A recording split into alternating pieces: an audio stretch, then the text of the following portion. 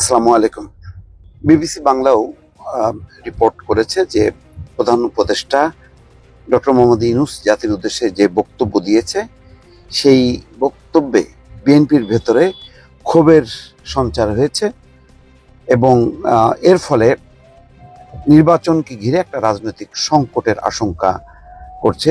BBC বাংলার রিপোর্টে সেটি প্রকাশিত হয়েছে। শিরোনামটা হচ্ছে এরকম: প্রধান উপদেষ্টার বক্তব্যে বিএনপিতে তীব্র ক্ষোভ, নির্বাচন নিয়ে রাজনৈতিক সংকটের আশঙ্কা।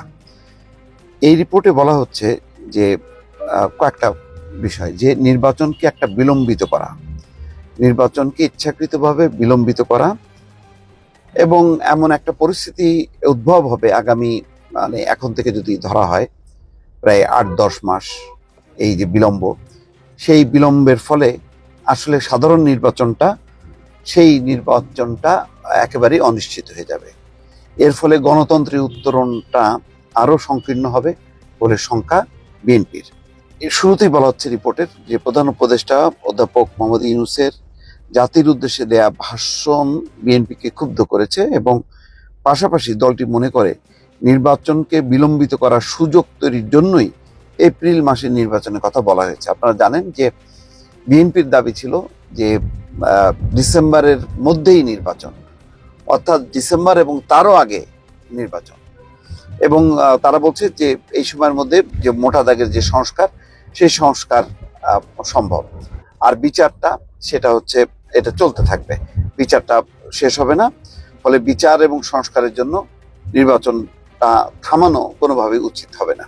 শুক্রবার সন্ধ্যায় ডক্টর ইউনূস শব্দ চয়নে রাজনৈতিক ভব্যতার সীমা অতিক্রম করেছেন এবং একটি বিশেষ রাজনৈতিক গোষ্ঠীর দ্বারা প্রভাবিত হয়েছেন এমন অভিযোগ তুলেছেন দলটির স্থায়ী কমিটি। বিএনপির স্থায়ী কমিটির সদস্য সালাউদ্দিন আহমেদ বিবিসি বাংলাকে বলেছেন, নির্বাচনের যে সময় প্রধান উপদেষ্টা দিয়েছেন সেই বাস্তবতার নিরিখেই তাদের কাছে গ্রহণযোগ্য নয়। গণতন্ত্রের উত্তরণ বিলম্বিত হলে সংকট ঘনীভূত হবে। প্রধান উপদেষ্টা এবং তার উপদেষ্টা মণ্ডলী নিরপেক্ষ চরিত্র হারিয়েছেন।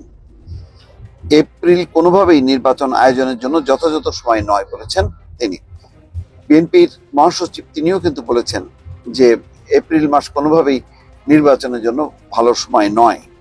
জামাত ইসলাম সহ আরো কিছু রাজনৈতিক দল এপ্রিলের প্রথমার্ধে নির্বাচনের ঘোষণাকে স্বাগত জানিয়েছে।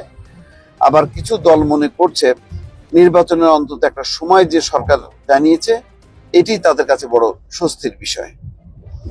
অর্থাৎ যেখানে নির্বাচনের টাইমই একটা লম্বা ছিল 6 মাসের মধ্যে, কখন অনিশ্চিত অবস্থার মধ্যে, সেখানে অন্তত একটা টাইম পাওয়া গেছে। বিশ্লেষকদের কেউ কেউ বলছেন নির্বাচনের সময়সীমা নিয়ে বিএনপি ও সেনাপ্রধানের বক্তব্যের বিপরীতে জামাতের পরামর্শ গ্রহণ করার মধ্য দিয়ে ডক্টর ইউনূস বোঝাতে চেয়েছেন যে তিনি চাপের মুখে কিছু মেনে নেবেন না। অর্থাৎ বিএনপি এবং সেনাপ্রধানের বিপরীতে জামাতের আবার পরামর্শ নিয়েছেন। তার মানে ডক্টর মোহাম্মদ ইউনূসের পাশে তাহলে এই মুহূর্তে জামাতই আছে, এমনটাই বিষয়।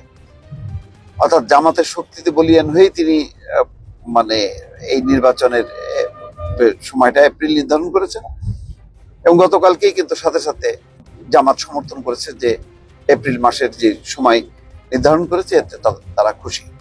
নির্বাচনের জন্য এপ্রিলকে বেছে নেওয়ার মধ্যে একটা জিদের বহিঃপ্রকাশ ঘটেছে। ওরা চাইলো কেন, তাই দেব না, মনে হয় এই ইগো থেকেই সংখ্যাগরিষ্ঠ দলগুলোর মতকে উপেক্ষা করা হয়েছে, বিবিসি বাংলাকে বলেছেন ঢাকা বিশ্ববিদ্যালয়ের শিক্ষক মোহাম্মদ সাইফুল আলম চৌধুরী। যেমন এপ্রিলের কথা কিন্তু জামাত বলেছেন, এখন ডক্টর মোহাম্মদ ইউনূসও সেই এপ্রিলের কথাই বললেন। ঢাকা বিশ্ববিদ্যালয়ের আরেকজন শিক্ষক মোহাম্মদ মুজিবুর রহমান বলেছেন নির্বাচন কেন ডিসেম্বরের মধ্যে করা যাবে না, কিংবা এপ্রিলে হলে জাতির কি কি সুবিধা হবে, সেটি প্রধান উপদেষ্টা পরিষ্কার করতে ব্যর্থ হয়েছেন। খেয়াল করেন, এর মধ্যে প্রধান উপদেষ্টা বলছেন যে সংস্কার এবং বিচার একটা গ্রহণযোগ্য পর্যায়ে উন্নীত হবে। তার মানে শেষ হবে না। তো যখন শেষ হবে না, তাহলে নির্বাচনটা মানে ডিসেম্বরের মধ্যে না কেন, সেটার ব্যাখ্যা দেননি।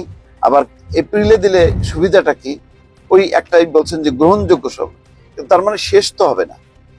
তো ফলে একটা প্রধান উপদেষ্টার বক্তব্যের এই ধোঁয়াশা এবং শক্ত কোনো যুক্তি না থাকার কারণে বিএনপি মর্মাহত হয়েছে, ক্ষুব্ধ হয়েছে এবং জামাতের পরামর্শে ডক্টর ইউনূস চলছে।